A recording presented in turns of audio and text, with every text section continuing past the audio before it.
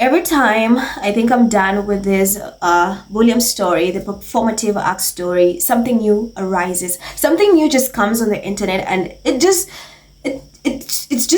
like so unbelievable, and people are like disgusted by this man. It's one thing when we say, well, this is performative. It's another thing when there's evidence to back it up. It's people are so disgusted by this man. So right now, a video is coming to life. It's resurfacing that William knew this woman, and actually he had an interview with this woman back in 2017, and the UK media made it seem like this is the first time that William is meeting this woman. Well, thanks to the Sussex Bureau of Investigation, like I always tell you guys, we're not one to be messed with. I applaud your skills. They're out of this world. And what's crazy is Kensington Palace has been trying so hard to erase this from the internet. If you Google, you don't see this video, but I have the video, guys. I have the video. So I have the first video is back in 2017, and then the second one is in 2025. Have a look. And kind of like just take each day as it comes at times. You've had really dark days where that's been just... Yeah, obviously when my son George died, life was just for me over, really. And then when Paul died a few days later, I just really struggled. So yeah, there's been some really dark days, and I've tried a bit of counselling here and there, but I'm very open, so I found my friends were my counsellors, really, and be fair to them, they deserve a medal because they've just put up with me, and listened to me. I think being open about it must help as well, doesn't it? Because a lot of people really do hunker down about it and don't want to talk about anything. Yeah. But one of the things we're trying to promote through the campaign is just having a conversation with a friend, like you're saying, and it's great to hear that has obviously helped you. It is, and obviously what happened to my husband as well. Paul was just such a positive person, and for him to hide those feelings of despair, I'm very passionate, as well as helping people who lose children suddenly, is raising awareness on mental health and the effects of shock and trauma on individuals, really. And it's important that there is communication and an openness about mental health. Because the statistics on men not talking about this is unbelievable, isn't it? Yeah. I mean, most men do not talk about their mental health issues at all, let alone any other problems. No. But mental health problems is like really deep down there. We don't talk about that. I worry about my son. Obviously, he was only 3 when his dad died and his brother died. So I worry about him growing up as well in a society. So I want to lift the mental health thing, for my children really as well as they grow older. Right. I've been okay, and I think that's what the hardest thing is. We would have been okay. From the first clip, that is back in 2017, does William seem moved to you? Does he look moved? Does he look moved to you guys? Do you see any, empathy, any tears coming from his eyes? Mind you, this woman shared her story with him back at that time. So they've recycled that clip. And now guess what, ladies and gentlemen? The performative one decided to give an Oscar-worthy, I don't even think it's Oscar-worthy because we caught it, acting. And the way the UK media made it seem that this is the first time William is meeting this woman is actually so nuts. Don't mess with the Sussex Bureau of Investigation. I don't know why people keep messing with us. You know why? Because when you go search Ryan Manning's 2017 interview with William, it's nowhere. It's nowhere. Even the pictures, the Kensington Palace is scrapping that meeting off the internet. Literally, that's how they're scrapping to hide the fact they've been exposed. I mean, the UK media must hate us squiddies, because when they see us coming with evidence, they really, really get rattled. So I came across an article from Feminegra. Shout out to Feminegra. You guys make sure you go follow them on X. They write such impressive pieces. They were the first to report on this, and then, collectively squaddies came together, and here we are with the clips. So Prince William's tearful wild mental health film revisits 2017 conversation. Prince William's emotional display for World Mental Health Day drew headlines across British media. The short film showed him listening to a grieving mother speak about loss, visibly moved as cameras captured his reaction. The coverage framed the meeting as a moment of raw empathy, marking a new chapter for the future king. Yet this encounter was not new. The woman featured, Ryan Manning's MBE, had already shared her story with William 8 years earlier in a BBC documentary for his own Heads Together campaign. That earlier meeting, filmed in 2017, covered the same tragedy, now repackaged for a wider audience. This time, the Palace communications team presented it as an exclusive, sparking debate about whether the emotion was genuine or choreographed for impact. A familiar story replayed. The film showed William speaking with Mannings, who lost her one-year-old son George and her husband Paul within days of each other. Media reports described how the conversation left him tearful. The narrative positioned William as deeply compassionate, connecting his personal grief to broader conversations about S and mental health. But records from 2017 show that the same conversation already took place. Mannings featured in the BBC documentary Mind Over Marathon for Heads Together, where she discussed her loss with William in detail. During that film, he reflected on his mother's death, saying, "I still feel shock 20 years on.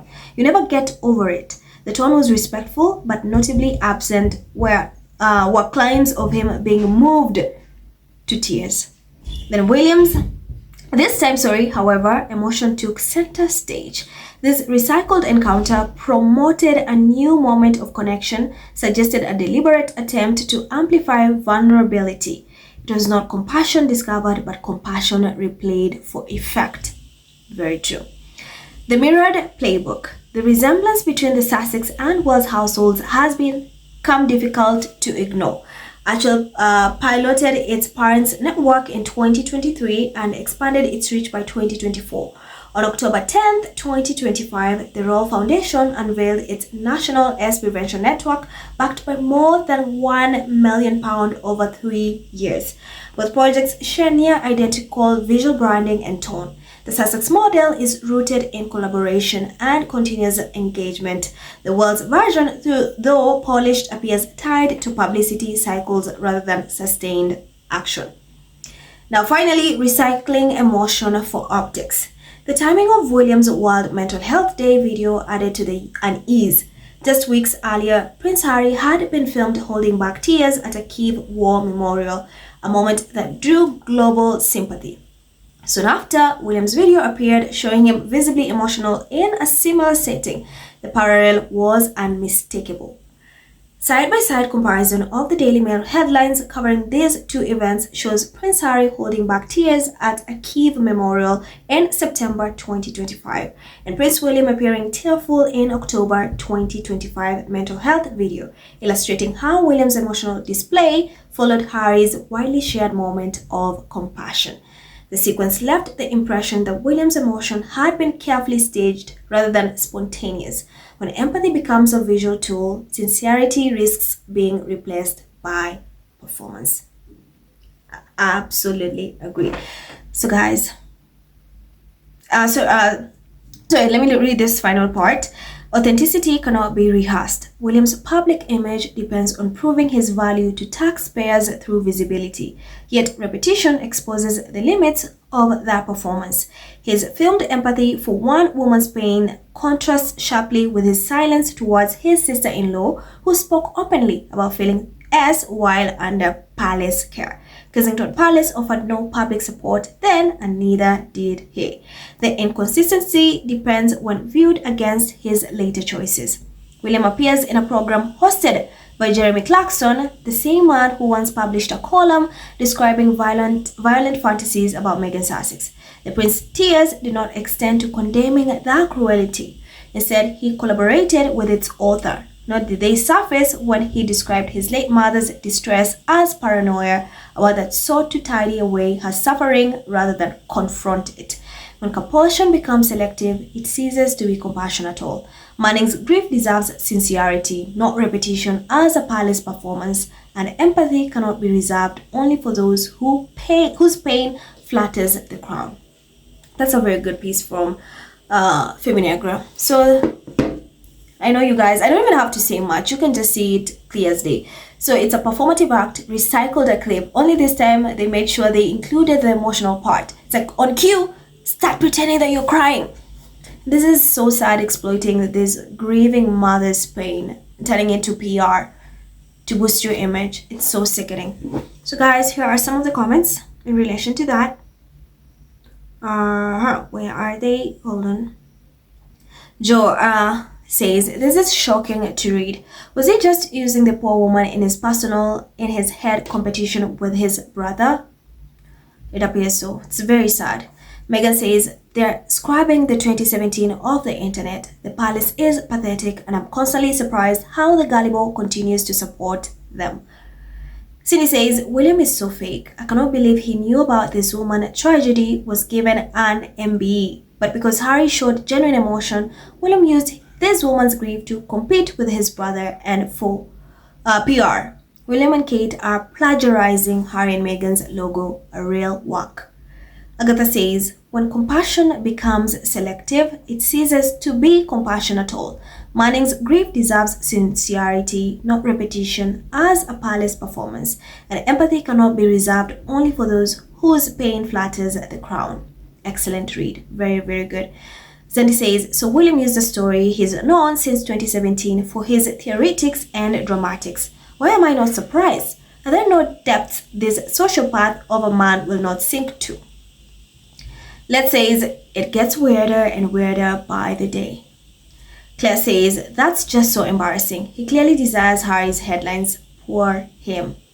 Sage says, Scotty just sent me an article from 2017. William already met and sat down with this woman once before. He knows her story. He used her again for shameless PR and faked an emotional reaction just to compete for headlines. It's utterly disgusting the way he pretended to be chalked up even though he's well aware of her ordeal. I literally hate this man so much. Duchess of Success says, I feel exactly the same about him. Using a poor woman's heart-breaking life story to fake tears for a camera is disgusting. Insane says, the squad is better than the FBI. That's why British media and that family can't stand them. They expose them every time.